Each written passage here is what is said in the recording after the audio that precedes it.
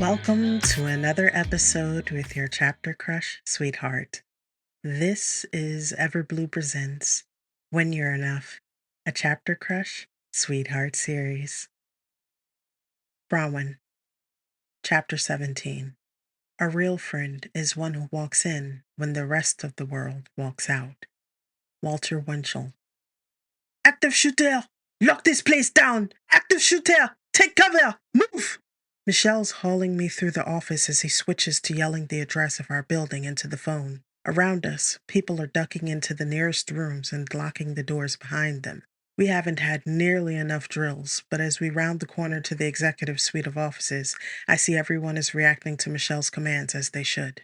When we reach my office, he takes my purse out of my shaking hands, retrieves the access badge in my phone, and swipes us in. Shoving his phone into my hand, he slips my nameplate from the door as he calls, "Bronwyn, stay with me." Slamming and locking the door, he tosses the nameplate to the floor and turns the ringer off on my phone. All the while, a tinny voice in my hands is insistently demanding, "How many shooters? Hello? How many?" My mouth is dry as my heart beats a tattoo against my ribcage. This must be a nightmare. Yet, Michel has already lowered the blinds over the frosted window that faces into the office, and as he pushes me to the wall away from the windows, he's shoving one of the chairs under the doorknob. Stalking around the desk, he gives the description. One known shooter, white male, mid-20s, about 175 centimeters. Michel's head whips in my direction as he brusquely says, "Bronwyn, I need you to answer the dispatcher's questions. Okay, my dear?" Grunting, he pushes my massive desk towards the door as the operator continues asking questions. What the heck is 175 centimeters? Height? What is the suspect wearing? Why do I have Michel's phone? What is the suspect wearing? My voice comes out shaky as I struggle to remember the man on the elevator. He was about 5'9", wearing all black, a baseball cap, shirt and pants. He was skinny, with lots of tattoos on his arms. He was sweating a lot. "Good. You're doing good, Winnie. Keep answering his questions," Michel softly calls, before he sends a cascade of paper and equipment from my desk crashing to the floor. "Police are en route. Just barricade yourself into a room with as few windows as possible and speak quietly. How many weapons?" I blank. I saw one assault rifle. Like a semi-automatic? No. I try to focus as Michel bends, and then a feat worthy of Hercules flips my heavy wood desk on its side. Think. I struggle to recall the gun lessons Dad gave me in Bryony all those years ago. The handguard is narrower, like an M16, but shorter, I whisper, thinking back to the weapon. Like an M4. Michel shoves the heavy desk against the door as the dispatcher asks, "Any other weapons?" "There was another gun," I stutter as Michel shuffles my heavy bookshelf in front of the office window. My brain stalls when I hear multiple distant pops. The lights go out as Michel flips the switch, picks up a couple of pins from the floor and an iron paperweight shaped like a bear. Grabbing me by the wrist, he shoves me to the floor behind the desk and two chairs stacked in front of it. "Any other weapons?" the dispatcher repeats. Michel snatches the phone from my hand, rapidly lowering the volume as he crouches over me, whispering into the phone, "Shots fired, shots fired. Be advised, suspect is armed with at least one modified M4 assault rifle and one 9mm handgun." A burst of rounds from the front of the office, followed by screams, has me slamming my eyes shut, my heart trying to beat out of my chest. I'm shaking like a leaf when Michel's cool hand finds mine and squeezes as he repeats multiple shots fired and that we'll need paramedics on the scene. The man's face flashes through my mind and I blurt out, "He has a scar under his right eye and green eyes." As the gunfire resumes to more screams that sound closer than the last, I whimper and Michel drops beside me. As he whispers nonstop to the dispatcher who must still be connected, Michel gently pulls me to his chest, cradling me there with one arm. "Do you feel my heart beat, Bronwyn?" he whispers. "Concentrate on the beats. As long as you hear my heart beating, you're safe, okay? Time your breaths to mine." The sweat pouring off of him is soaking the front of my silk blouse, and the smell of leather and spice fills my nose. But I focus on the sound of his voice and matching my breaths to his. I feel him sliding my hair tie out of my curls with his other hand, and then he's running a gentle hand over my hair. When he begins gently massaging my neck into my scalp, my racing heart begins to slow just as it did this morning. He's still calmly whispering to the dispatcher. "There are two of us barricaded in Bronwyn Sullivan's office in the northeast corner of the building on the 16th floor. When he abruptly goes quiet, I open my eyes. He pulls back from me enough to put a finger to my lips before demonstrating slowly inhaling and slowly exhaling. The doorknob rattles above us, then goes quiet. I bite my lip to keep from whimpering, not wanting to be that person who gets everyone killed. Seconds painfully crawl by as I try to continue breathing deeply when gunfire erupts right outside my door to more screams and wails. Michel drops down over me as I squeeze my eyes shut and cover my ears against the thunk, thunk, thunk striking the walls in time to the reports from the gun. Screams can be heard from down the hall, followed by shouts, then two single shots, and finally silence. I don't know how long we stay that way, with Michel on top of me, his hands over his head. The silence is so long that panic begins to claw through my chest. What if the police don't get here in time? What if everyone is dead? My eyes pop open as my hands drop down to push him off, only to find Michel's calm eyes are on me and he isn't moving. I find myself focusing on the bursts of gold at the center of his eyes as he breathes in and out, his breath hot on my face while he nods that I should do the same.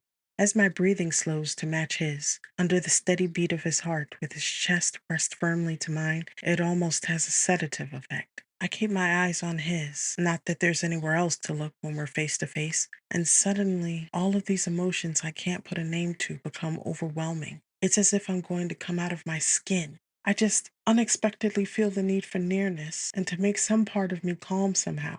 So I do the first thing that comes to mind, putting a hand on his neck. I pull his face to mine and press a hard kiss to his mouth.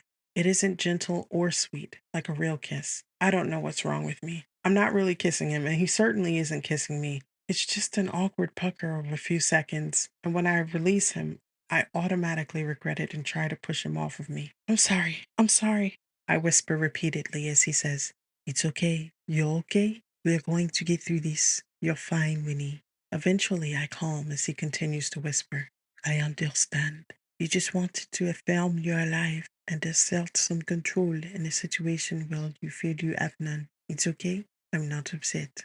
Now, breathe with me." We start the breathing exercises once more. After a couple of minutes of quiet, I can safely say, even if it's the smallest piece of consciousness, deep deep down, this is the most vulnerable and intimate experience I've ever shared with another person. And while I will thank him if we get out of this alive, I will never be able to tell him what this means to me. Except the moment I admit that to myself, my breathing must change in some way. And that's when I notice Michel's breathing has changed. His eyes are also dilated so that there's hardly any gold in his stormy eyes. And when he drops his arms to either side of my head and pushes up into a plank, I realize my hands are still on his chest. Well, that and his heart rate has picked up considerably. Dropping my hands to my chest, feeling as if my palms are burning, I look up at him and swallow.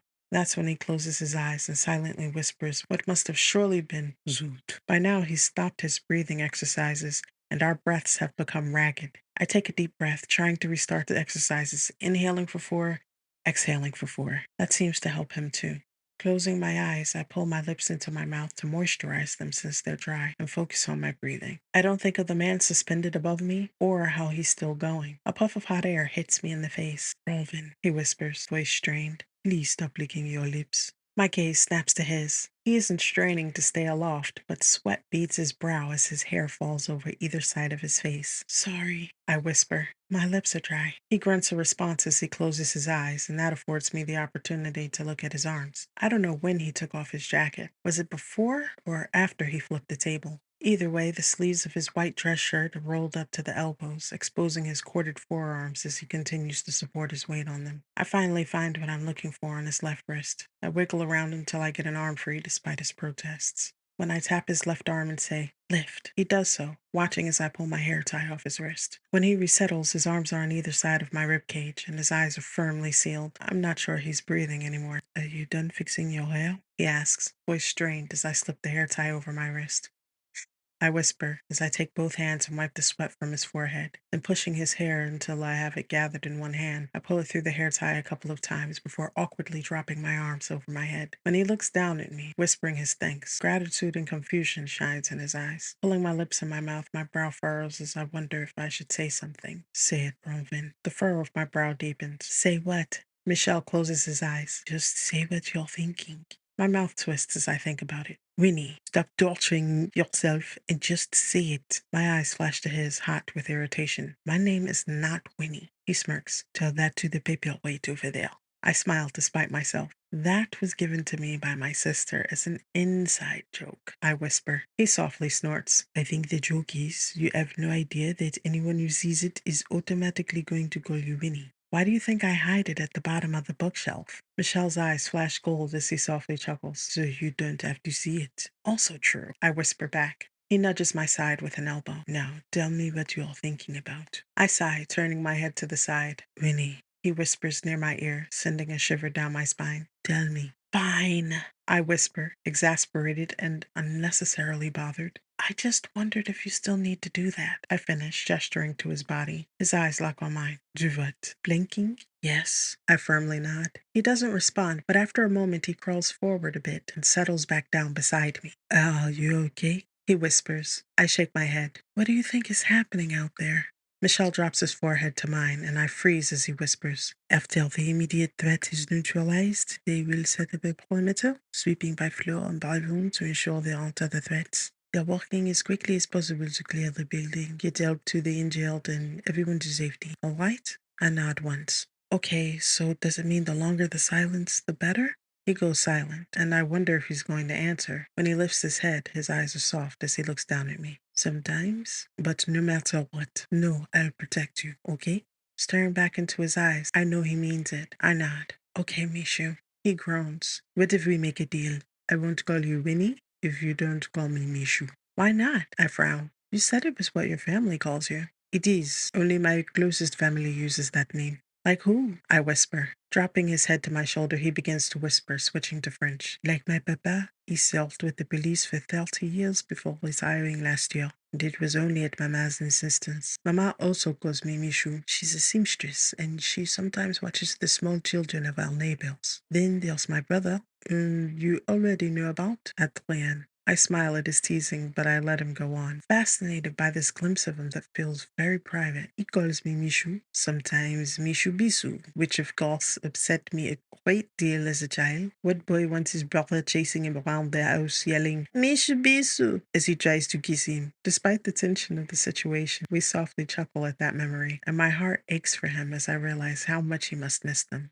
Who else? I ask. There is no one else. I frown. I'm sure I heard Ben call you Mishu. My voice trails off as I wonder if he and Sam are okay. Ben's office is at the other end of the hall from mine. Sensing the turn my thoughts have taken, Michel smoothly continues. Michu is a common nickname for Michel. We just stumbled upon it one day and never stopped using it. But that's it. No one else uses it. I nod, my chin gently striking his shoulder. I'm distracted by the way his leather scent is mingling with my lavender. And now I'm wondering if our laundry would smell that way. My heart rate picks up as I ask, what about your wife? Yvette would never. Michel snorts. She prefers using the old name. His voice trails off before he lifts up with a start, his eyes dilating as he looks down at me. That's not what you were asking. No, I admit solemnly. He stares at me a long moment before he whispers, okay, okay. I offer a little smile. Is that okay? I can call you Mishu? He leans close. It's okay if you're agreeing to be my wife.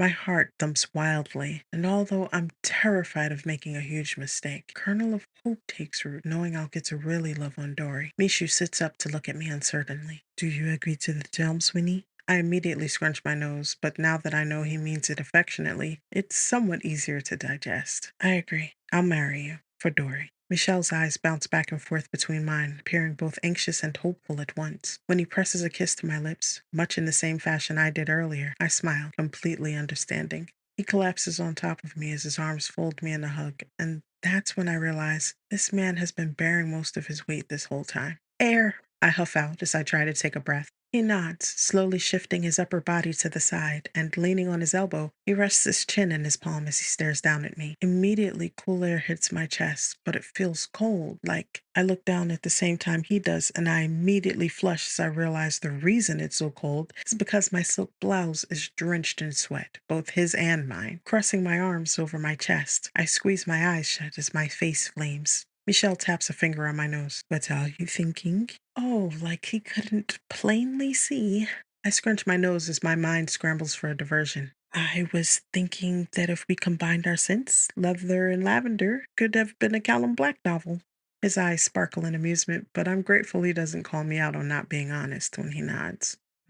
Certainly a missed opportunity. Certainly. I roll my lips in my mouth as I look away. Michel's quiet chuckle makes the blush worse, but I ignore him. Anyway, he whispers, tell me about your sister. The rapid change of conversation blindsides me. Bryony? We're twins. He hums. I saw the lock screen photo on your phone. Are you identical? I raise a brow. You saw the lock screen photo, yet you ask as if you don't know? Michel smirks as he lifts a shoulder. It's because I saw it that I asked. I can tell you about immediately, at least in that photo. My brow rises as he hands me my phone. Surprisingly, I don't have a single missed call, and with one glance at the time, I gasp in disbelief. How has it only been 20 minutes since we left for the elevator? It feels like it was hours ago. That's how it tends to go, Michel shrugs. The picture? I frown at the picture in question. It was taken when we were 11 years old. We thought we were so grown up, wearing our curls out in a fluffy ponytail, till it was wash day. Boy, did it hurt detangling that. I hold it up for him to see. Within seconds, he taps the smiling girl on the left, who's dressed in the same white t-shirt and blue ruffled skirt as the girl on the right. We sit back to back, facing the camera with identical smiles. How did you know? I smile in amazement. He shrugs. You're not quite facing the camera. You are naturally reserved, and I assume that's your temperament, and not due to a change in circumstances. You would never smile like this, facing the camera, and so open. He taps Bryony's face on the right. Bryony was always more outgoing. She makes friends easily, and she's really driven. Her food truck opens on Wednesday. I remember. It's why you're taking the week off next week. Nodding, I stare at the picture, thinking of how different we are. Tapping the picture on the left, a little smile lights his face as he says, this is definitely you. Both are beautiful, but one is uniquely you. You're shy, but there's also a curiosity there. It's endearing.